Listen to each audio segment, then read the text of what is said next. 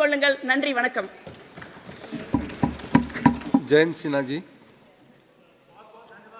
आदरणीय सभापति महोदय जी, मैं आपको, परम आदरणीय प्रधानमंत्री जी को, माननीय वित्त मंत्री जी को और विशेष हजारीबाग और रामगढ़ की जनता को इस महत्वपूर्ण इंटरिम बजट के समर्थन में बोलने के अवसर पे बहुत बहुत धन्यवाद देना चाहता हूं, अपना आभार व्यक्त करना चाहता हूं। सभापति महोदय, अभी हम लोग 22 जनवरी को एक ऐतिहासिक क्षण का हम लोग सब साक्षी बने। वो एक ऐतिहासिक क्षण था। 500 वर्षों के बाद प्रभु श्री राम अपने घर अयोध्या आए और हम लोगों ने वहां एक बहुत ही भव्य और दिव्य मंदिर की हम लोगों ने प्राण प्रतिष्ठा की और एक आस्था का मंदिर इस देश में वहां बनने लगा। और जैसे देश में ये आस्था का मंदिर बन रहा है, उसी प्रकार से 2014 से आस्था का मंदिर क्या, हम लोग एक देश को एक विकास का मंदिर भी बना रहे हैं। इस विकास के मंदिर की भी हम लोग स्थापना कर रहे हैं। और जब हम लोगों ने सभापति महोदय इस विकास के मंदिर के निर्माण का शुभ आरंभ किया 2014 में, तो दुखद बात तो यह है, विपक्ष के मेरे सब साथी यहां बैठे हैं, मैं उन्हें याद दिलाना चाहूंगा कि इस भूमि पे, जिस भूमि पे हम लोग ये विकास का मंदिर बनाना चाहते थे, उस भूमि में सिर्फ, जैसे माननीय प्रधानमंत्री जी ने कहा, गड्ढे ही गड्ढे थे।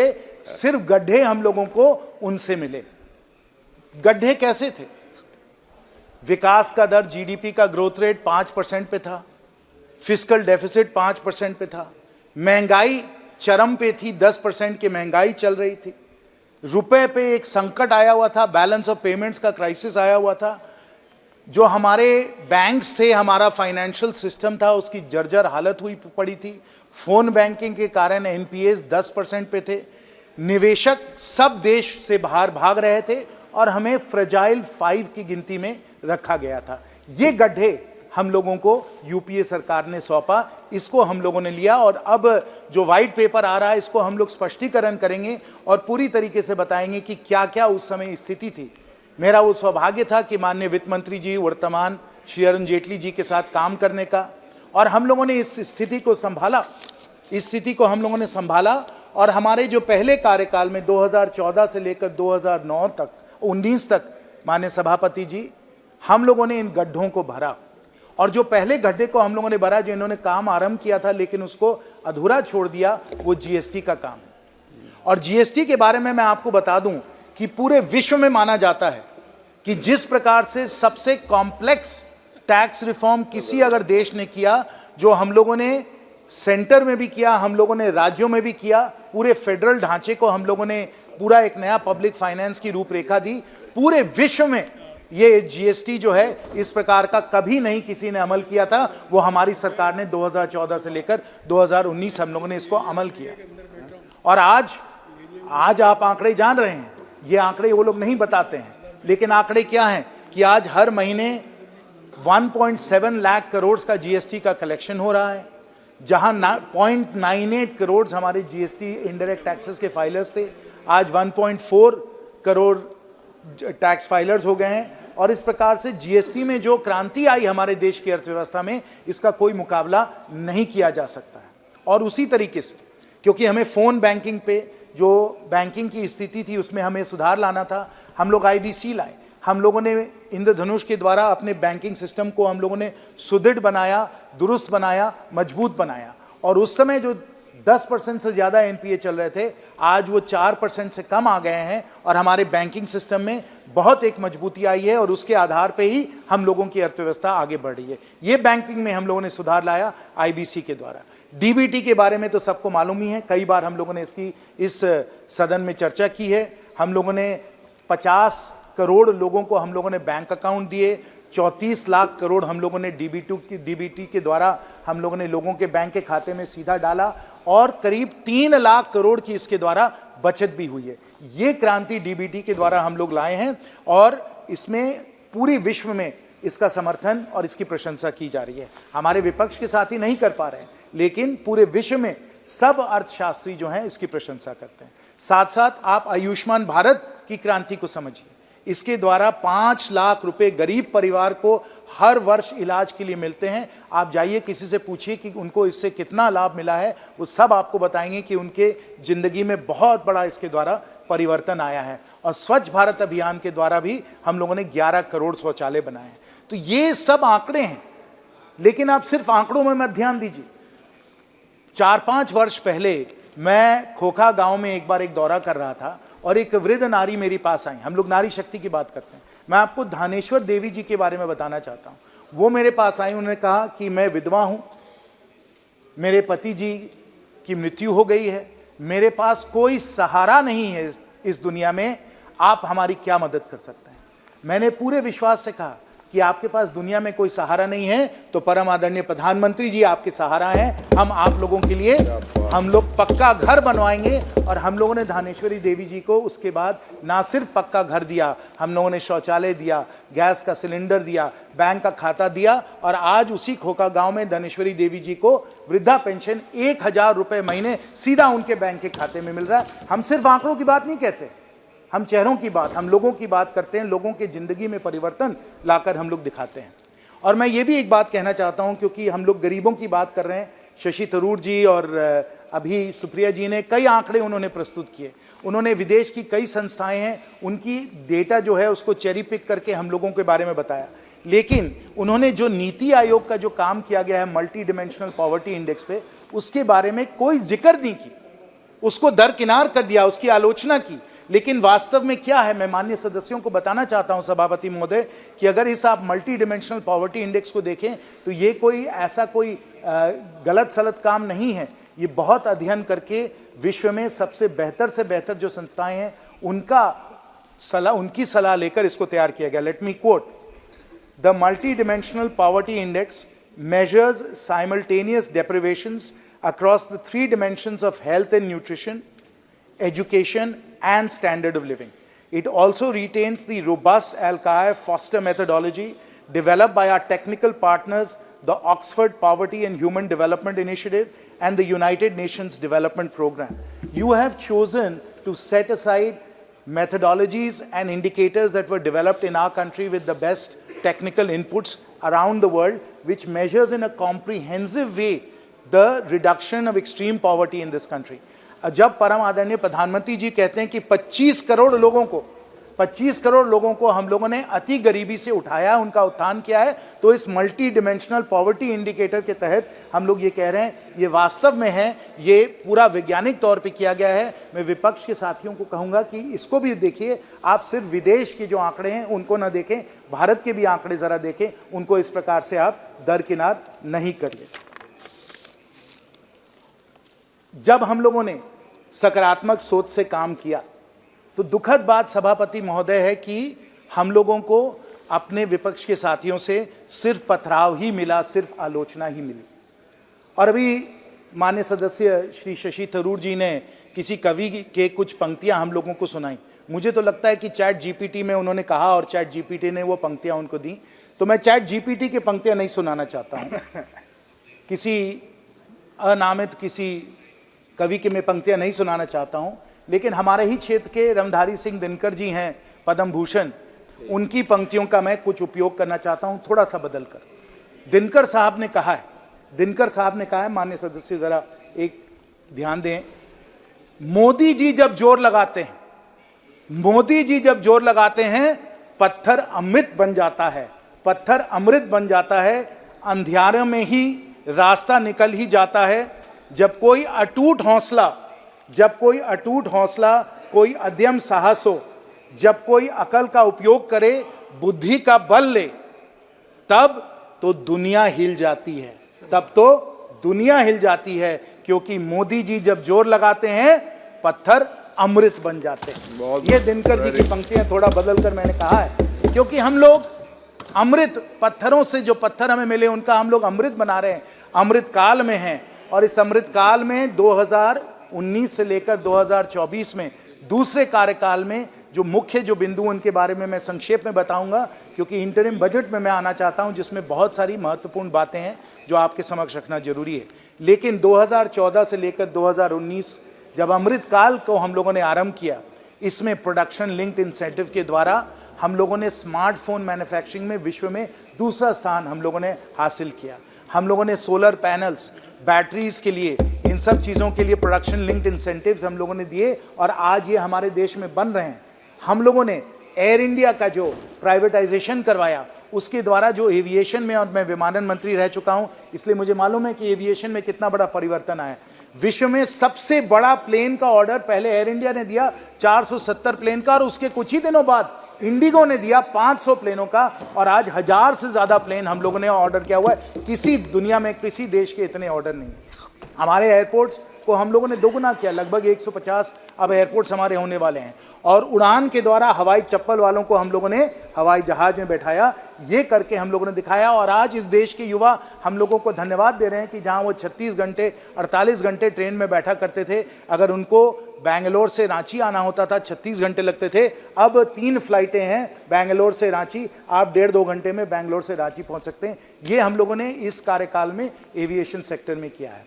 अब स्टार्टअप्स की बात, ये आंकड़े आप सबको मालूम है, ये कोई चेरी पिकिंग नहीं चल रहा है। आप लोगों के ज़माने में सिर्फ हमारे पास 350 हमारे स्टार्टअप्स रजिस्टर्ड थे, आज 1 लाख से ज़्यादा हमारे स्टार्टअप्स हैं। जब आप लोगों के समय वेंचर कैपिटल और प्राइवेट इक्विटी 10 से 15 बिलियन डॉलर था, आज 60 से 70 बिलियन, यानी 5 गुना ज़्यादा हो गया है। और अगर जीडीपी के उसके हिसाब से देखें तो जो 0.5% to 1% of GDP venture capital private equity का था, आज 2 से 3% हो गया है, 2-3 गुना as a percent of GDP भी हो गया है। तो स्टार्टअप्स के द्वारा जो देश में जो हम लोग तेज़ी से हम लोग अपने अर्थव्यवस्था को बढ़ा रहे हैं, इसका कोई मुकाबला नहीं है। We are the 3rd largest startup ecosystem in the world. All the world recognises that, and that is the strength of our startups. और यहाँ भी अगर आप देखें तो हमारे स्टार्टअप्स के द्वारा 10 लाख लोगों को रोजगार मिला है। स्टार्टअप्स के द्वारा 10 लाख लोगों को रोजगार मिला है। और जो पीएलएफएस डेटा है, जिसका किसी ने कोई जिक्र नहीं किया, लेकिन जो सरकारी जो हमारे आंकड़े हैं वो बताते हैं कि जहां तक हम रोजगार की बात कर रहे हैं, जो कोविड में बढ़ा था, बेरोजगारी बढ़ी थी, 6% में आई और अब 3.2% है। यह आंकड़ा विपक्ष के किसी साथी ने इसकी जिक्र नहीं की कि PLFS data, periodic labour force survey data के अनुसार हम लोगों का अनएम्प्लॉयमेंट जो है वो 3.2% पे आ गया है। इसका कोई ही हम लोगों ने पहले अपने इतिहास में नहीं देखा है कि अनएम्प्लॉयमेंट इस तरीके से कितना गिर चुका है। और जो यूपीआई और डिजिटल पब्लिक इंफ्रास्ट्रक्चर में जो हो रहा है, 46% of all digital real time digital transactions UPI से किए जा रहे हैं। हर महीने 18 लाख करोड़ यूपीआई के द्वारा कर रहे हैं। तो digital public infrastructure, digital India का जो निर्माण हो रहा है वो भी अद्भुत हो रहा है और वो भी बहुत ही अतुल्य है। अब हम लोग इस कार्यकाल की बात करें, अभी मैं आता हूँ भविष्य में क्या क्या होने वाला है, लेकिन अगर इस कार्यकाल में हम लोग बात करें, कुछ अगस्त में ही हम लोगों ने चर्चा की थी, मुझे भी बोलने का सौभाग्य मिला कि हम लोगों ने चंद्रयान 2 को मून के साउथ पोल पे हम लोगों ने लूनर लैंडिंग करके दिखाया। विश्व में सिर्फ 4 देश हैं जिन्होंने इस प्रकार से लूनर लैंडिंग करवाई है। और हमने सिर्फ चांद तक नहीं पहुंचाया, हम लोगों ने मंगलयान पहले किया हुआ था और अब आदित्य भी सूरज तक पहुंच चुका है। तारे हमारे लक्ष्य हैं। हम लोग पूरे अंतरिक्ष में, हम लोगों का साइंस जो है वो बढ़ता चला जा रहा है। और ये जो है ये भी आपको दर्शाता है कि किस प्रकार से ये अर्थव्यवस्था आगे बढ़ रही है। अब हम लोग आते हैं इस इंटरिम बजट के कुछ मुख्य बिंदुओं पर। इसमें भी कोई मेरे विपक्ष के साथियों ने जो उनके नकारात्मक सोच है उन्होंने प्रस्तुत नहीं किया, लेकिन जो कैपिटल एक्सपेंडिचर में बढ़ोतरी की गई, जहां कैपिटल एक्सपेंडिचर 3-3.5 लाख करोड़ हुआ करता था, उसको हम लोगों ने 5 लाख करोड़ किया, फिर 10 लाख करोड़ किया। इस बार 11 लाख करोड़ से ज़्यादा ये हम लोग कैपिटल एक्सपेंडिचर कर रहे हैं। इसके बारे में आप लोग काहे नहीं कुछ कहते हैं। साथ साथ ना सिर्फ केंद्र सरकार 11 लाख करोड़ का कैपिटल एक्सपेंडिचर कर रही है, हम लोगों ने राज्यों को भी पहले 1 लाख करोड़ दिया था, अब 1 लाख करोड़ 30 हज़ार भी हम लोग कैपिटल एक्सपेंडिचर का दे रहे हैं।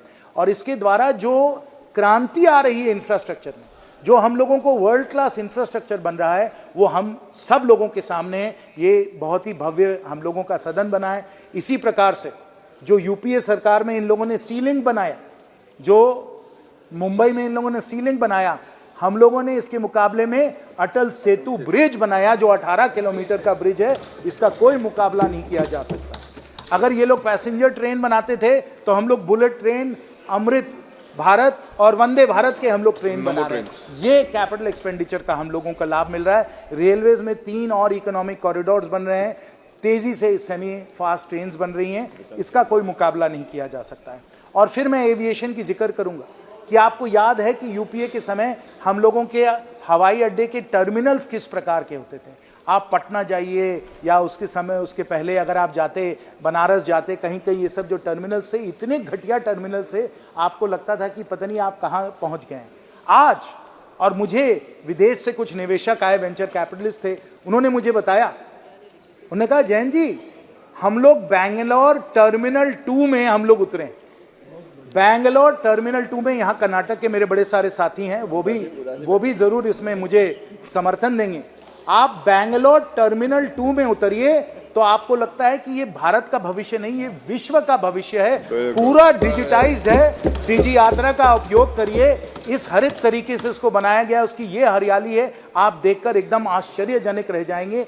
जब वो विदेशी निवेशक वहां उतरे, उन्होंने कहा कि जैन जी मुझे कल्पना नहीं हुई कि हम भारत में हैं कि विश्व में किसी भी टर्मिनल में हैं। आप चाहे चांगी टर्मिनल ले लीजिए, दुबई का टर्मिनल ले लीजिए, आज के समय बैंगलोर टर्मिनल 2 इन सब को पार कर दिया है।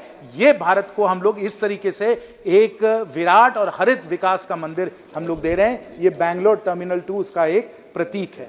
और जो आज के समय डिजिटल पब्लिक इंफ्रास्ट्रक्चर में ONDC जैसे हम लोग ई-कॉमर्स के लिए जो स्टैंडर्ड्स बना रहे हैं, वो कहीं भी विश्व में नहीं हो रहे।